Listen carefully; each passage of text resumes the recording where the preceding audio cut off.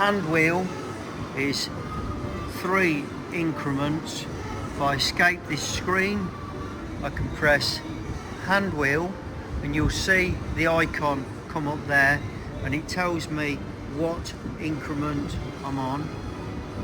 And if I move on, it tells me that now I'm on my incremental jog, and it tells me what the different figures are. So I can move that. Each time I press the button, that will move 1 micron, 10 microns, 0.1, 1 mil or 10 mil on a press of the Z key, and controlled by this speed here. So if I press my Z key, you'll see it's going to move 10 mil. Speed that up a bit, but it's going to move 10 mil. So that's speed that up a bit, 8, 9, 10 mil. So that's what that does. And then if I set it on the jog setting, what's happening now is I'm controlling my jog with this, and I'm pressing my Z, and it's jogging along like that.